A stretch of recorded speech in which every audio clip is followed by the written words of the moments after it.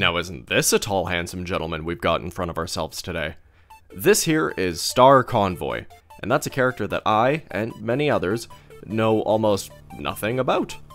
Well, okay, I know he's the reincarnation of Optimus Prime, and that he also comes from the 1991 Battlestars manga, a series that takes place way late in the G1 continuity. It's a point so deep in the Transformers Generation 1 lexicon that I'm not even going to attempt to understand it.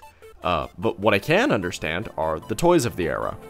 Star Convoy, Sky Gary, and Grandus were the three featured toys of the Battlestars era.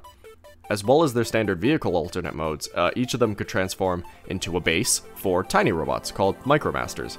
But this requirement meant that they were large hollow toys with incredibly limited movement. Which, I mean, just looking at them, I don't think I needed to specify. Beyond his original 1991 toy, Star Convoy got a single official figure from Takara in 2019. It was a repaint of the older 2017 Power of the Prime's Evolution Optimus Prime toy. Now, the results weren't bad. The robot mode looked close enough to what it should, but the vehicle mode was way off, and it left fans of the original design wanting. So when in March of 2019, a well-regarded third-party company called Ocular announced that they were going to do their own take on Star Convoy, dubbed Stellarus Prominion, people were pretty stoked, myself included. And I'm happy to say that they delivered on a stellar and mostly accurate version of our favorite space truck. Alright, let's get right into it. Starting in this figure's best mode, Ocular Max's rendition of Star Convoy stands an imposing, yet accurate, height compared to most figures, even ones within his own masterpiece scale. There's something really satisfying about a big bot in hand, and the materials help with that wonderful hand feel. Convoy here is almost entirely unpainted, and instead opts for large sections of matte, metallic, and glossy plastic to do all of the color work. In my opinion, that was the choice to make. I love the glossy look of a heavily painted Transformer, but it always comes with the fear of paint chipping. There are enough painted bits and decals to cover the important sections though, like his shoulder chevrons and his big techie shins. And we've got some paint apps in areas like his 24-karat golden knees and the killer silver on his faceplate. Star Convoy's head is... it's perfect. The metallic blue eyes pop really hard in this azure helmet, and I'm very pleased that they got the angles of his head wings right. It's a small detail, but it's amazing how putting those things at a slight angle takes this guy from being kind of Optimus Prime-y to definitively Star Convoy. It's also on this sweet ball and hinge assembly that allows for a ton of expressive movement. Moving down to these double-jointed shoulders, Star Convoy's arms are furnished with his iconic shoulder battleship cannons, which have some not bad articulation. I wish they could aim up at all though. The lower arms are the entire fronts of the truck, which is not only a funky way to style your sleeves, but is also fully accurate to the original 1991 toy. Check it out, they even included fake wheels on the inner arm to complete that authentic 1991 look. They even spin. Whee! At the fender end, we get Star Convoy's hands, which are fully articulated. You got 3 joints per finger and a ball-jointed thumb. The only thing you could ask for maybe is some finger spread, but these are some nice hands. And despite the fact that there's 13 individual joints in here, they feel rock-solid sturdy. That chest can be ignored no longer. Star Convoy's namesake Star Chest looks wonderful. The golden paint on the titular star is very clean and shiny. Now the windows here, you know, this is the thing that bugged me the most on the 2019 Generation Selects release. They got the chest windows all wrong. Convoy needs his weird, cheeky grin-shaped windows and his goth eyeshadow headlights. And you know what? He's got both of them to a T in this release. The whole assembly is also housing a limited but appreciated ab crunch joint. Under that, we got the wildly articulated hip skirts that are housing the heaviest joints on the whole figure, his hips. The forward and back ratchets on these are insane, which they need to be in order to hold his very heavy legs. Here, let's give him a listen.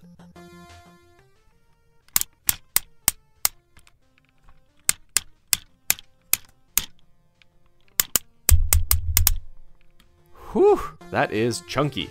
It's a total shame then that the ratchet joints that operate the outward movement at the hips don't have nearly as much strength, and they either struggle to or just flat out refuse to hold the weight of the legs in some more dramatic poses. The knees don't mess around though. We got deep, heavy double joints on his massive lower legs. I also dig the treads on the side of the legs. It's a fun departure compared to Optimus Prime's traditional leg wheels. The feet are pretty utilitarian here. They're simple and effective. They've got a bit of a toe and a bunch of deep ankle movement. All of the leg articulation here means you can get this very large man into some very expressive poses. This robot mode is near perfect to me, beyond some slight tolerance issues in the hips. He's got those handsome, super robot proportions, and all of the articulation comes together to back it up. So we're going to take a quick detour to talk about two miscellaneous aspects of this guy before moving on to the transformation. The quick one first. The backs of the legs have two multi-hinged panels that open up to reveal a whole lot of nothing. These serve no purpose in either the robot or the truck mode, and they aren't used anywhere for the transformation. It is entirely vestigial engineering. Some people speculate it might have been for the base mode, which was, weirdly, entirely omitted from Ocular Max's release here. I personally think that maybe it was to house the feet in truck mode at one point in time. There's some joints here that seem to aim that way, but clearance doesn't seem to allow for it in the final rendition of Big SC. Very weird. The second miscellaneous thing I want to talk about are his leg sliders. Let me get a little diagram up here because it's a bit of a weird thing to just explain. One of the first transformation steps to truck mode is to collapse the thighs into the shins on a sliding mechanism that locks at the top and at the bottom. When this guy first came out, these locking points at the top here were way too weak, and he couldn't even stand up on his own without dropping back into his own shins. Now the good news is that all modern releases of Stellaris, while weren't fixed, came with the replacement parts to swap out these tabs at the top and bottom of the slider, and they work amazing now.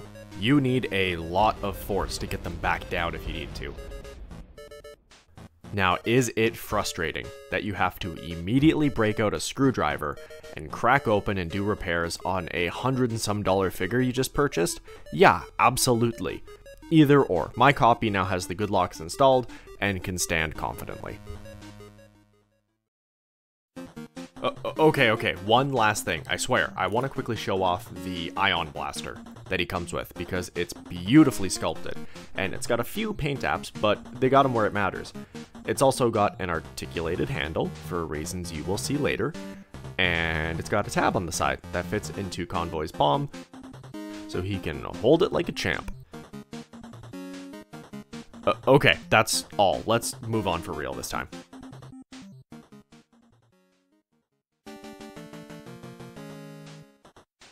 Alright, it is transformation time, and it is kinda weird. So when you start, you take the arms, and you fold them up into the front of the cab of the truck. Easy. And then you go to the back, and you slide the legs up, and you fold the feet inwards to make the rear end of the truck. Also easy. But then you get to the back, and you open his backpack, and oh lordy, you are greeted with a filing cabinet of panels that you need to like 8-way fold out onto his back and get into position. It is very tedious the first few times, but okay, you know what? Once you get the hang of the order of operations, it's not so bad. And honestly, lining up all the tabs on this section at the end of the transformation feels pretty great. And that is thanks to how sturdy all of the materials feel. You finish it off by putting the 120 caliber laser space rifle cherry on top, and voila! You have yourself a lumpy, dumpy space truck. Star Convoy's truck mode is exactly the sum of its robot mode parts. Maybe a little less, actually. It doesn't seem to bring all of the handsomeness that the robot mode had with it all the way through to the other end of the transformation. Let's get the G1 comparison out of the way here. This modern version of Convoy gets a lot of the classic looks right, but my biggest complaint is actually the proportions. And I know that's kind of a cheap thing to say, but look, I love that the original had this teeny tiny cab that implied that the truck was the size of like a building. This version's cab is much more normal truck size. Now that being said, that is about the only normal truck thing that he has going on. This is a weird shaped space truck. Star Convoy's shoulder cannons make their way to the front on top of this very goofy, wide cab. It's all very simple flat shapes with very little detail, which really makes it look like a cartoon model. In this case, I think that's a good thing. The trailer half of the vehicle starts to lose some of that cohesion that the front had. Those folding panels can only do so much to not look like a bunch of unfolded panels. The gun on top has articulation though, that's kind of fun. And hey, the wheels down here are actually really nice. All the wheels have actual proper rubber treads.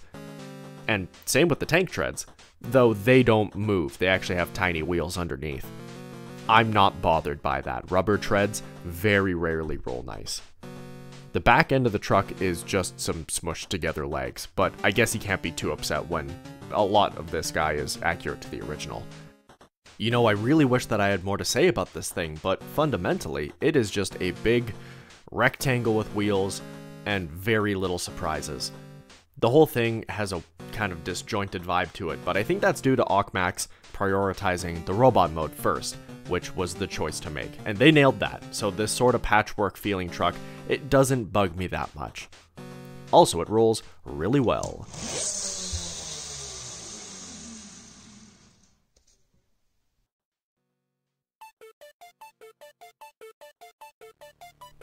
Ocular Max's release of Star Convoy nails the important parts. And, okay, one thing I haven't really mentioned up until now is that this dude has been a joy to film. All of those deep articulation points paired with the killer materials makes this guy not only a really good shelf piece, but honestly, he's just a really good toy. If the end game of this bot was to give us a masterpiece scale, well-articulated, and good-feeling update to that lumpy brick that was the 1991 toy, I'd say that all in, despite some horribly arthritic knees, Stellarus Prominion delivers exactly on what he set out to do.